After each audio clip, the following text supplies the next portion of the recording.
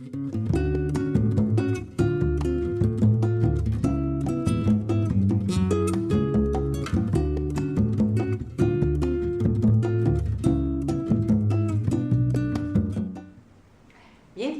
encore une fois, dans cette vidéo pour expliquer l'atelier sur le lâcher-prise. C'est bien beau de dire de lâcher-prise, mais ce n'est pas toujours évident. Hier, on a travaillé sur la création d'un objectif clair et précis, bien défini, sur les impacts qu'il aurait dans votre vie. Aujourd'hui, on va voir qu'est-ce qui pourrait vous empêcher, qu'est-ce qui pourrait travailler contre vous pour l'atteinte de cet objectif. Parce que vouloir atteindre un objectif, ça demande de lâcher prise parfois sur bien des choses. Je peux vous assurer que j'ai eu à lâcher prise sur mon ménage lorsque je me suis lancée dans ma carrière de professeur de yoga.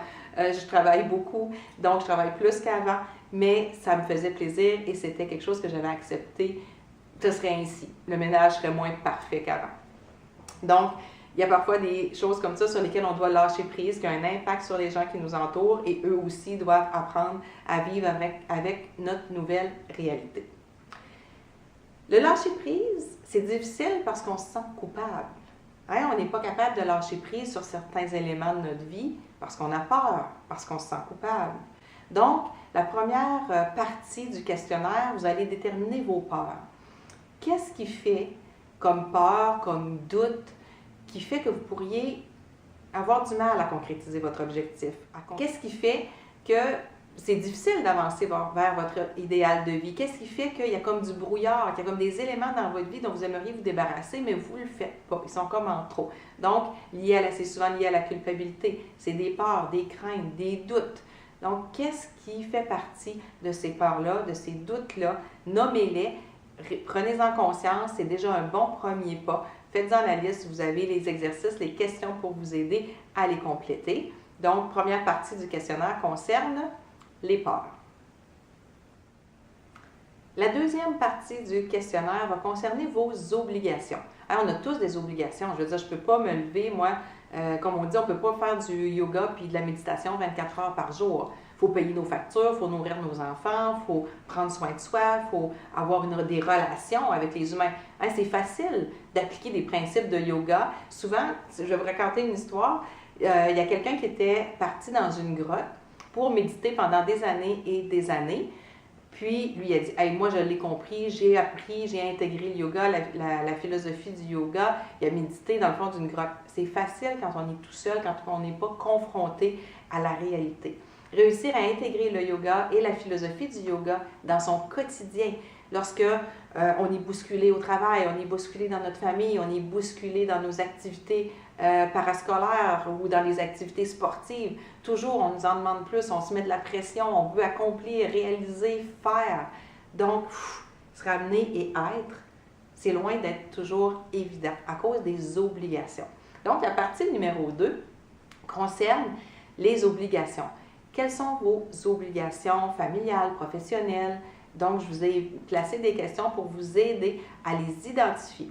Et après, à la fin, vous allez devoir en enlever. Essayez de voir lesquelles sont superflues, lesquelles sont pas des vraies obligations, que vous les faites peut-être parce que vous ne voulez pas déplaire aux autres, parce que vous voulez satisfaire les attentes des autres, ou parce que vous avez une vision de « la vie, c'est ça ». Je vous dis un autre exemple. Moi, dans ma tête, une prof de yoga, ça avait toujours des petits ongles d'orteil parfaitement rouges, puis des petits doigts bien manicurés. Je ne sais pas pourquoi c'était dans ma vision. Ça n'a pas été long que ça a pris le bord parce que je n'avais pas le temps de me faire les ongles d'orteil à chaque semaine, puis aller passer 1 heure pour me faire une manicure ou une pédicure. Pour moi, c'est une perte de temps. Donc, dans ma vision, cette obligation-là, je l'ai tassée, je l'ai balayée parce que ce n'était pas essentiel à ma vie. Donc, allez-y, faites la liste de vos obligations. C'est la deuxième partie du questionnaire. La troisième partie, on parle de culpabilité. La culpabilité, qu'est-ce qui fait en sorte que vous pourriez renoncer à votre idéal de vie, renoncer à créer cet idéal de vie que vous imaginez ou cet objectif que vous voulez atteindre, ce rêve, ce but, ce projet.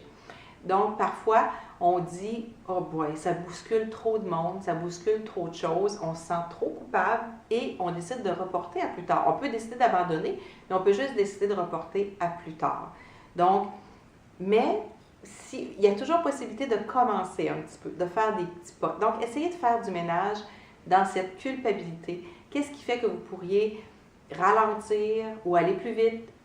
En tout cas, essayez de voir à travers les questions, qu'est-ce qui pourrait vous freiner ou vous bloquer et quelles décisions vous prenez. Est-ce que vous décidez de lâcher prise complètement sur la culpabilité et de foncer vers votre idéal de vie, de foncer vers vos projets, vers vos objectifs et vos rêves? Donc, allez-y, complétez la partie numéro 3. Je vous invite, à un moment donné, je pose une question et je vous invite à prendre une pause juste pour prendre en pleine conscience la bonne décision. Est-ce que oui ou non, vous allez choisir d'y aller et d'avancer ou tout simplement de reporter le projet? Mais j'espère que la réponse va être que oui, vous allez vous choisir, vous, vers votre idéal de vie parce que j'ai la ferme conviction que lorsqu'on y va dans la non-violence, dans la bienveillance, en intégrant les gens qui nous entourent, en leur parlant, en communiquant, on peut atteindre notre idéal de vie. Bon atelier!